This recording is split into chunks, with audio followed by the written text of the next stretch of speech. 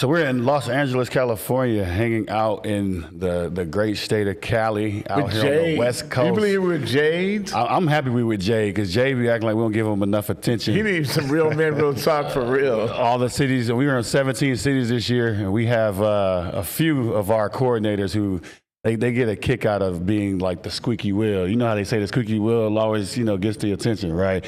But no, nonetheless, we're here. Jay, it's good to be in Los Angeles with you. The Real Men, Real Talk podcast. Real Men, Real Talk is an opportunity for us to just sit down and have a conversation and just allow ourselves as men to just converse. We usually have a guest or two to join us.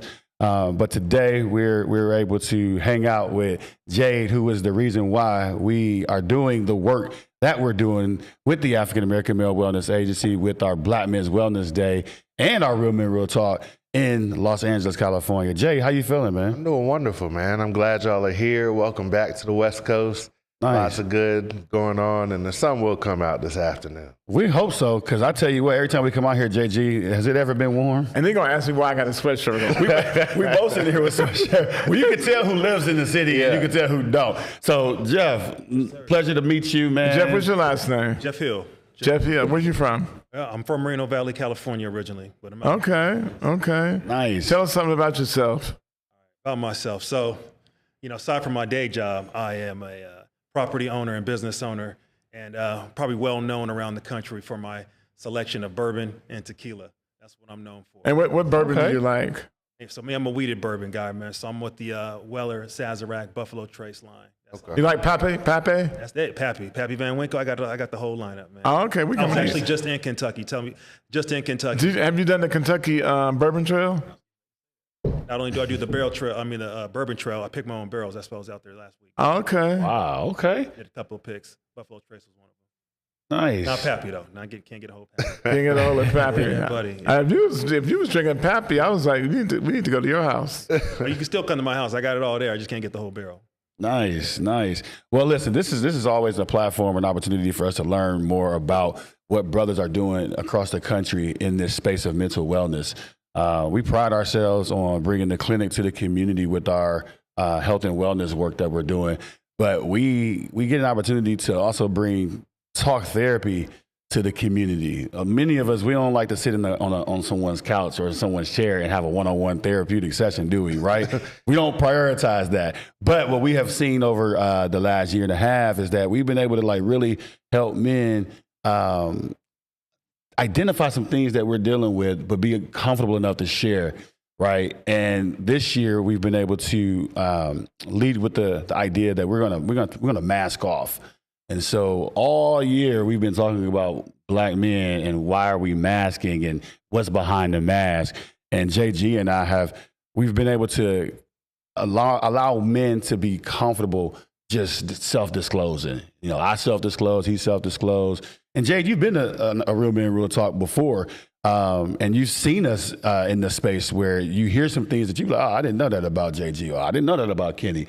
But what it has done is it has been an opportunity for men, including us, to actually begin to heal, because a lot of us are walking around wounded, but we're not seeking any healing. Let me ask Jade. So in our last session, did you walk away and think in terms of yourself that there were some things that you really needed to unmask about? Yeah, a lot of insecurities I carry around. Most of the time, I want. Wait a minute, hold up. So can you say that one more time? Yeah, a lot of insecurities I carry around. That we all suffer from. Yeah. The relationships I had definitely suffered from it. I mean, I want to be the best and have a super high level of expectation for me and others. I respect that. And when that comes, when you can't control every variable, or there's some limitations in my skill set or others, there's just gaps. And you have to work through those gaps in order to improve them versus dwelling on them. And just knowing, I had a mind shift after our last event. It was just like, do the things that you can control. Work on it. Don't fester. Don't dwell on who you think you should be. Just be the best you every day. And however that shows up, whether that's at house helping out and being a better partner, whether that's better planning or being a little more meticulous and building relationships when it comes to work, but it's just being intentional about just showing up as my best version that day and not getting all flustered about not being who I think I should be 3 years from now, 5 years from now, 10 years from now, but just being present and showing up on a day-to-day basis. That's powerful that you even said that. I'm glad you ended it with that or closed it out with that, because oftentimes, man, men, we look too far down the road and we really miss out on an opportunity to appreciate where we're at and how far we've come, and to get to certain spaces to be mature enough to even identify, like, hey, I did something good here, so let me just continue to build on this. And I appreciate you sharing the fact that, yeah, you do got some insecurities, and that's something that a lot of men in a lot of our sessions, they're coming forward with saying that, and on the front of their mask, yeah, they're masking with a lot of these things that really it's a reflection of their insecurities. Mm-hmm. And so, Jeff, I would like to ask you, could you share a little bit about, some things that you may have, let's just say this year, that you found yourself kind of projecting or masking with, that maybe for yourself, you're like, man, I didn't realize like I was actually struggling or dealing with something that was causing me to kind of be stuck in some ways. I appreciate the question, man, and the form, right? We just jumped right into it. Yeah, why not, man? Insecurities with four brothers right here on a table here and admitting to something like that. I'm going to touch on that real quick because that's something that came up with my wife. My wife said, you're insecure. You're like, you're the most handsome, you got things going on. Though? Man, you immediately went into the defense mode. Like, wait a minute. I was like, no. Yes. Yeah, and then when I went to the Kentucky bourbon trip, I started talking to some of the fellas, all black men that go to this trip. And I was vulnerable, right? Yeah. I said, hey,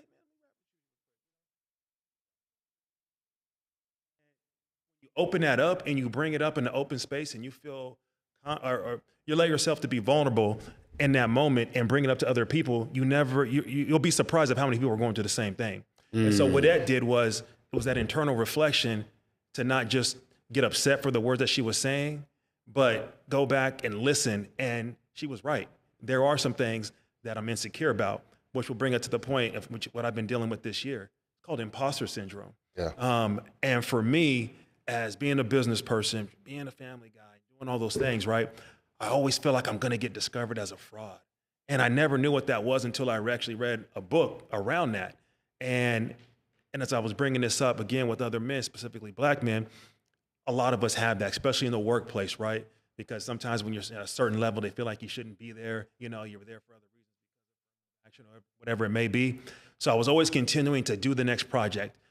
And then as I was doing, I was like, oh, this is going to be the moment where they're just going to see that I ain't supposed to be here. And then I over-deliver and kill it and do all the things, kind of what I'm doing with this AMWA thing, right? My other job. So I had to realize, like, hey, first of all, not only do I deserve to be in the room, sometimes I am in the room in some certain places that I'm in, and I need to let that go. And so, but it was years that I was dealing with that, internalizing it and not bringing it up, and as black men, again, we try not to let things stress because we're just dealing with stress all the time. Yeah. And so I just felt it was one of those things I just had to just let it go. But it was always kind of in the back of my head. So this year, I've been, again, not really leaning into that super hard and just doing the task, knowing that I'm doing a good job and just taking it for what it is. So this year, you've been focusing on being real. Being real. So let's talk about, because you said something that was I like deep. to use the word authentic. Authentic. I like authentic. Authentic, genuine, just being you, right? But you said something that actually that pricked me, is that you were suffering from imposter syndrome.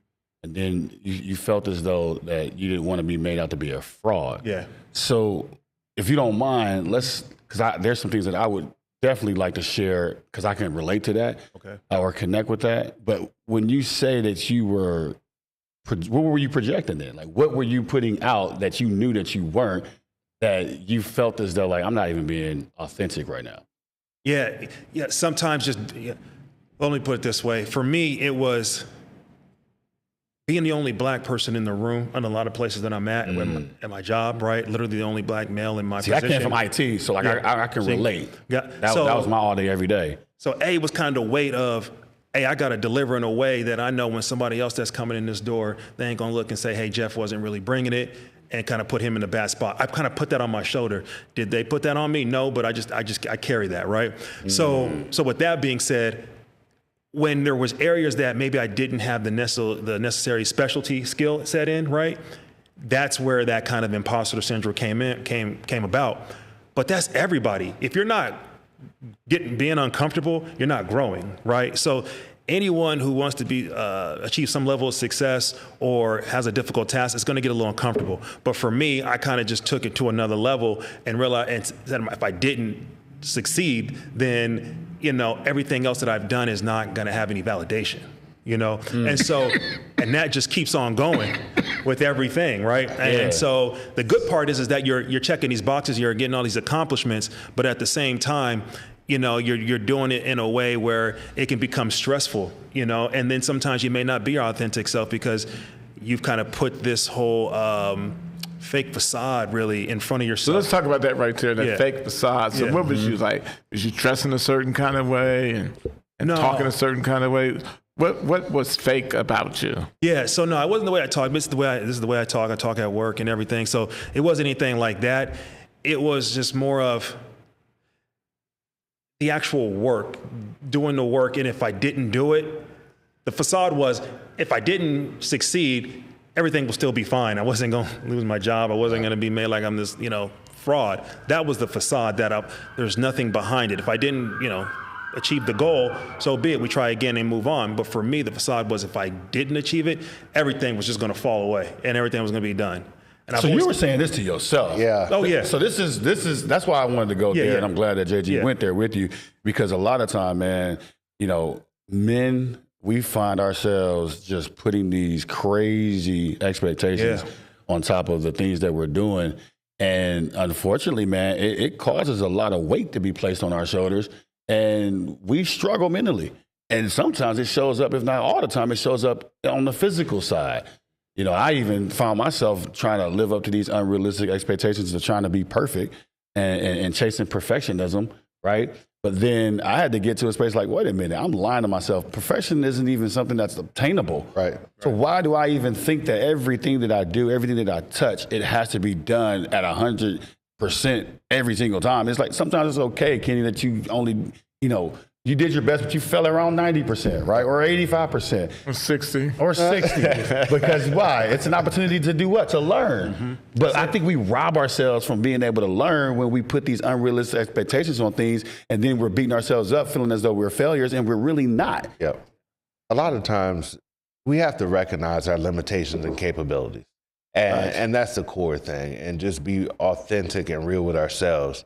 When we take on that world and weight, all these pressures, like your 90% is probably better than most people's 100%. So when that shows up, like you have to remind yourself, you're just doing your best and doing what you can. My mom always told me growing up, be positive, be progressive, take the time to make a positive difference in someone's life. And that can show up in a variety of forms, but like you need to control really what you can control. The people that are in the sphere of your influence, your reach, making sure that their lives are enhanced, making sure that you're enriching them and they're enriching you. But just putting your best foot forward, in most cases, is more than enough. But that's why we have this whole mask off campaign. Yeah. Because black men have a tendency, brothers, of self-medicating and hiding. And so we hide behind alcohol. We hide behind, I got so many women who really I can talk to, and as opposed to us dealing with ourselves. And so when you look at that mask, you look at your mask and everybody sees great father, great guy at work, athlete, professional, but then behind that mask, the truth. The truth is you are insecure. Is there something wrong with being insecure? No. But it is also you go back and figure out where the insecurity began. And so if your wife told you was insecure, that was powerful for her to tell you that. Now, I don't know how many brothers would be like, thank you very much, I'm insecure. But you got to go back and figure out, where does this insecurity come from? And let me begin to work on that. Because a lot of people are insecure. I don't think I've ever been insecure. I was about to ask you. But hold on a second. Wait. Time out. Hold on a second, JG. Did you just say you don't never think you've been insecure? I don't think I've ever been insecure. Hold on a second. Wait a minute. Do we need to go back to a Real Men Real Talk where you've actually shared that you have had some insecure moments? Or do you think that it's okay to have the moments but not being insecure? Right. First? I think that, and maybe not insecure in the perspective of I'm blind now, so I haven't always been blind. And so when I'm trying to respond to being blind for other people telling me how I should be blind. Gotcha. And I'm like, wait a minute, I'm the one blind. Right. But, so, yeah, you see how he tried to out me. Okay. No, that's real man, real talk. If I don't get him first, he like, Right. trust me, it's coming. So my insecurity has, all my life it's been me. And I've been successful at what I do. And I think I'm successful now. And so I go blind, where I've never had to depend on anybody, do nothing. Now all of a sudden I got to depend on everybody. I got to depend on somebody to go to the bathroom. I had to depend on somebody like, my wife and them went out of the country for 15 days, and I was like, now how am I going to eat?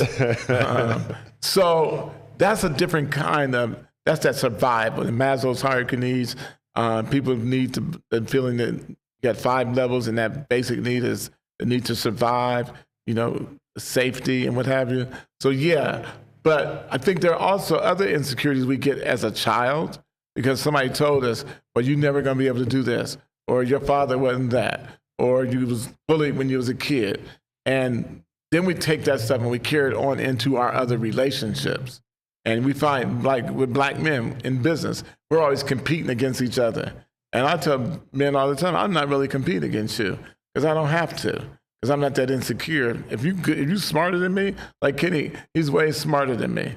But in certain areas. But I know that when your wife told you was insecure, she knows you. That's and right. she understands you.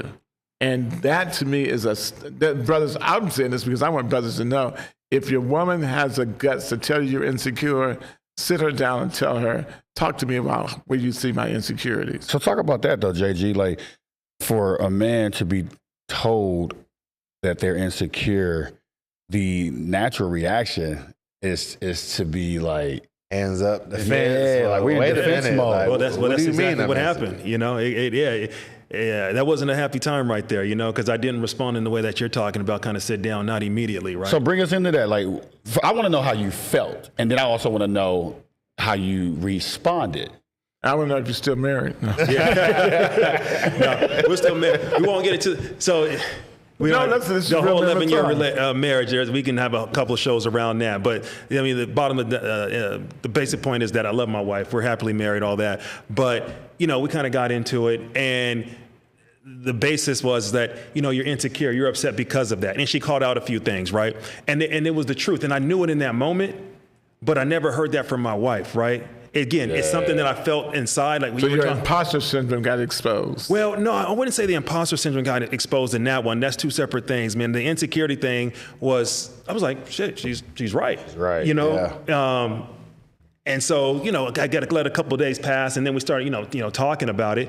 Wait. You say just glazed over that, JG? A couple of days Yeah, passed? a couple of days passed. Yeah, because, for me, again, I consider myself a secure man. You know what I'm saying? Like, this is the way I'm moving. But what make you secure? Tell us what are the things she said you was insecure about. Got it. So, all right. She gave you some examples.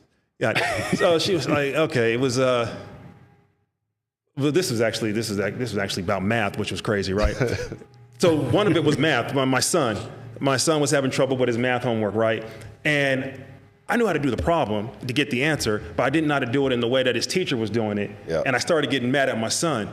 And then she's like, "You just insecure because you can't figure out how to do it the right way." That is not the moment. Yeah. And so came in hot. yeah, she came. I'd have been like, you're right, so you do it. In front of the sun? So in front of my son, we because had an it was a audience. whole thing, man. Like he was crying and all that. So it was a big deal, So that is like one kind of example of what it was. Right now, is that deep? That it cut super deep? No, but Maybe. the fact that she had Well, to give us a deep one. it would've got- that it would've got that, me. that was nothing like crazy. In front of my son? I don't know, man. That would have got me. That would have got me. I'd have been like, did you do it? No, I had to try to go and figure it out, for after that, but I couldn't figure it out. Yeah. So New math is different. Yeah, it is. I'll be real with you. Like, our son is doing some stuff right now, 6th grade algebra, and I'm just like, here's the answer, bro. Like, we can figure out, if the teacher comes back and pushes back, but this is all I can give you right now. I'm going to show you the best I can. This is about it. Yeah, my son was small. Is over of and actual versus error. And so I didn't understand that. Man, I could just do decimals and stuff in my head and kind of the way that I know how to do it. And so it wasn't the right way. And, but I think the good thing is that we can all learn from brothers out there. Like, I wouldn't have been insecure about that. Because I'd have been like, hey, you're right. I don't know how to do this math. And if you can do it better than me, you do it. I think that's the one thing that we take on as a masculine is ownership of we got to know everything. Yeah. And that if somebody say something in front of your son or your daughter that you got to feel like that unmans you. And I never had those issues. Like, I'm like, hey, look, I did the best I could do. So do you think that at the core of it well, is ego? ego? Clear. She's never unmanned me or demasculated me or anything like that. That could have been, though, for a minute. No, I didn't take it that way. No. It's just the insecurity in the word itself kind of was just, I didn't like it coming from my wife. So at the core of it, it sounds like ego and pride is definitely those two things that when it comes to ego, pride, and it's demasculating you. That's what people don't understand. You just felt like, how are you going to tell me I'm insecure and I know I'm not? Yeah.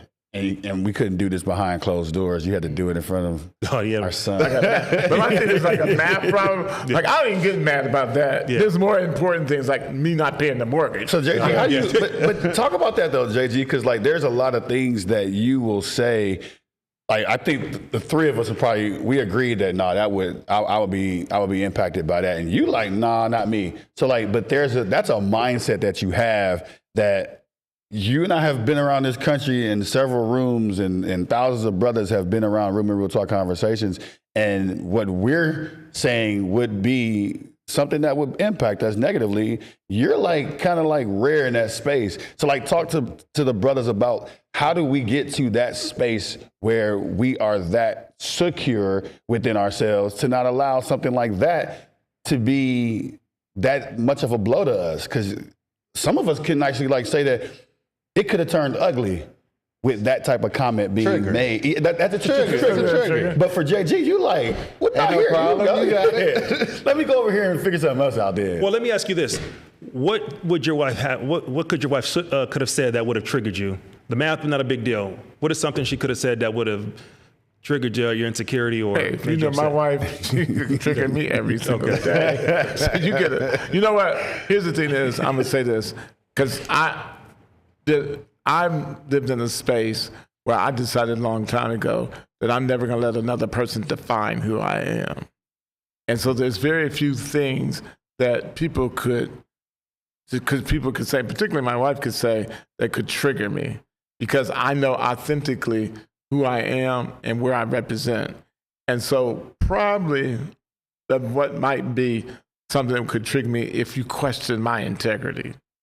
And I know that I've been authentically good to you and been right by you, and you come back and accuse me of something that I know I didn't do. And you know, and if you know me, you knew I wouldn't do nothing like that either. So that would trigger me. And that would trigger me, but it would trigger me to the point that it wouldn't make me insecure. It would make me question who you are in the relationship with who you are in my life. Like I work with Jade. Jade has a list of things that triggers.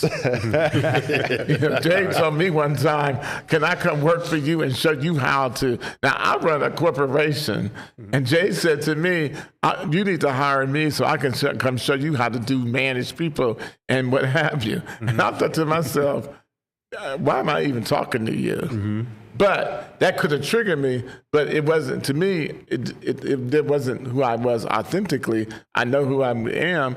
And I told Jade, I said, Jade, I know what I'm doing. And here's why I know what I'm doing.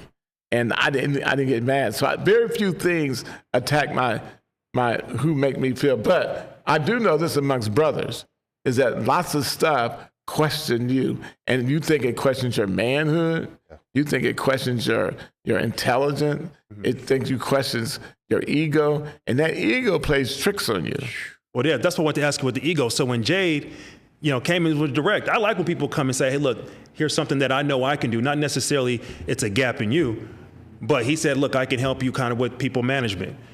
I sense a little bit of ego play when you're in response there. Was that in play, or was it not at all? No, it wasn't in play, because what I understood is that his experience and exposure was not at the same level as mine. So stop right there, JG. So hear what he just did. Yeah. And he did the same thing with the example with the kid with the math problem. Right. It's like you have an ability to push it back. You don't let things penetrate you. Yeah. Like these triggers, they're like deflecting off of him, and he's like throwing them back at you. Yeah. Well, if I can't do it, you do it. Yeah. Well, I'm not going to let you make me feel like I'm insecure or any less of a person because you think that what you know about business. If you knew about business, then I would be able to see a business that you have built yourself that is bearing the fruits that my business is building, if not more.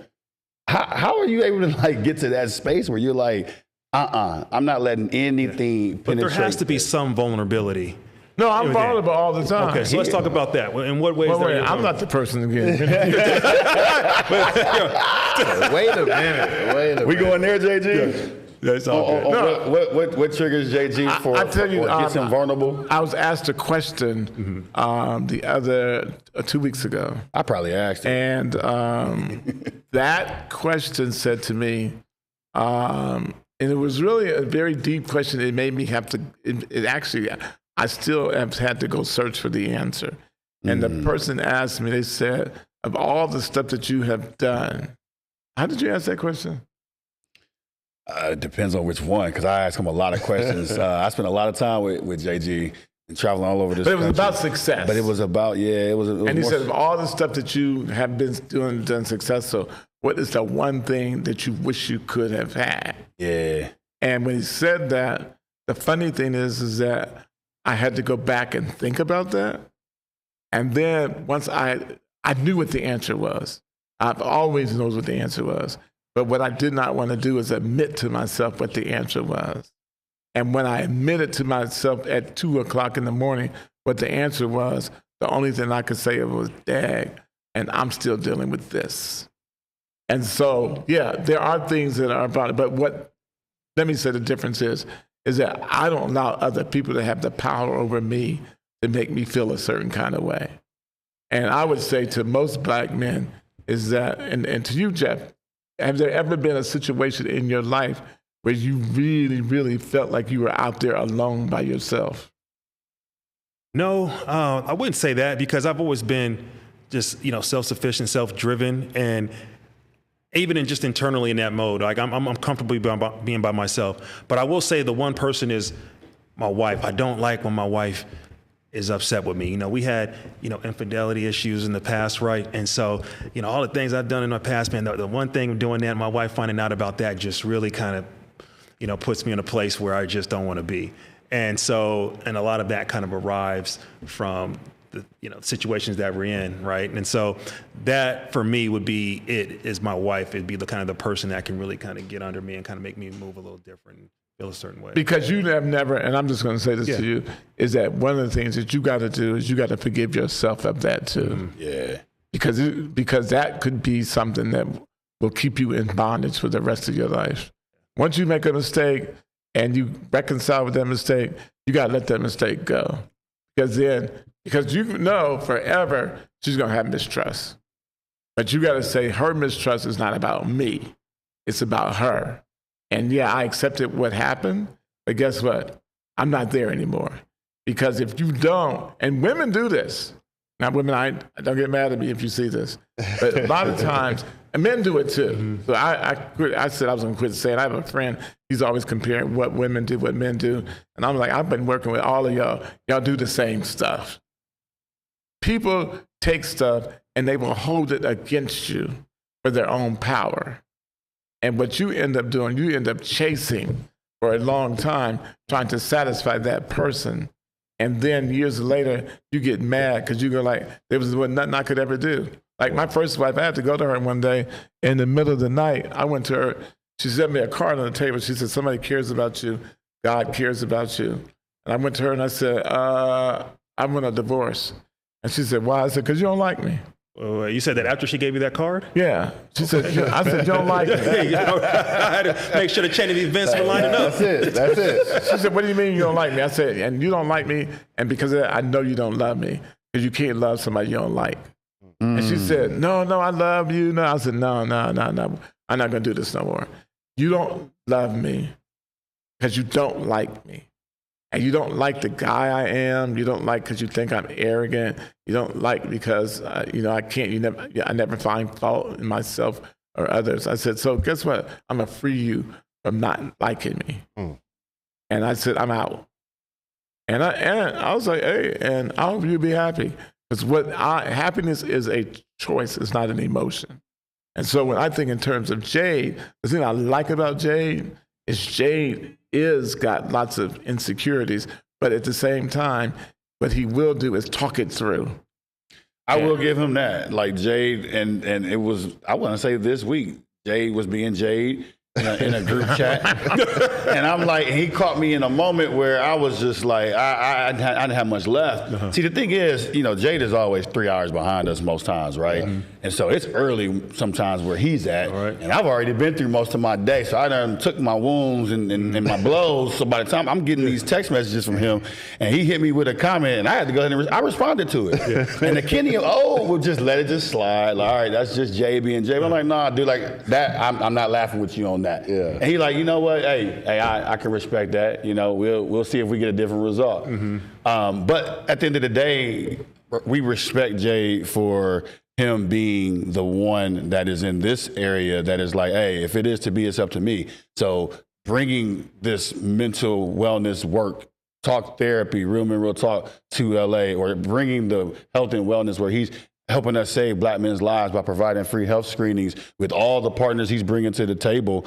We appreciate Jade. And at the end of the day, this is something that is mutually beneficial for him.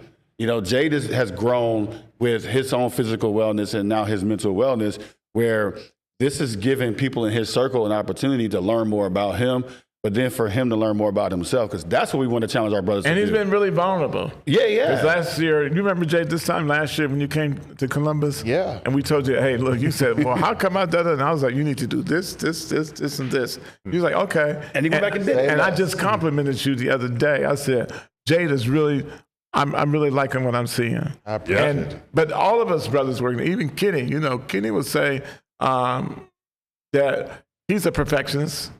And, I ain't never met nobody get up at 3 o'clock in the morning and cut their hair. Every day.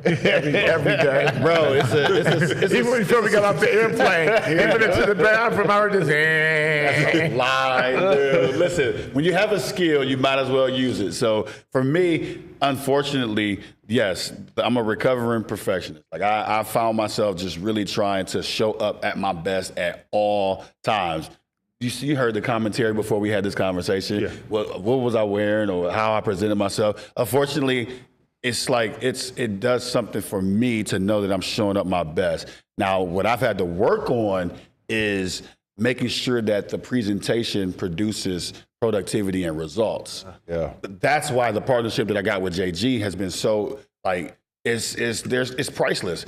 Because finally I got somebody that's not complimenting the external and impressed, because he don't buy this. Right. Like you can't persuade and you cannot woo JG with your talk or your presentation. The only way that you can impress him is with your results. Yeah. And so it's. And you see how Jay said that? He said results. He's like, yo, JG don't care about all that. Nah, JG could care less how sharp you are, how smooth you are. At the end of the day, what are your results? And so it has really challenged me to step my game up. And Jade has watched me have to mature and grow over the last 3 years in some areas where I'm like, bro, I'm trying my best over here. I'm trying to figure some stuff out, man. Just bear with me.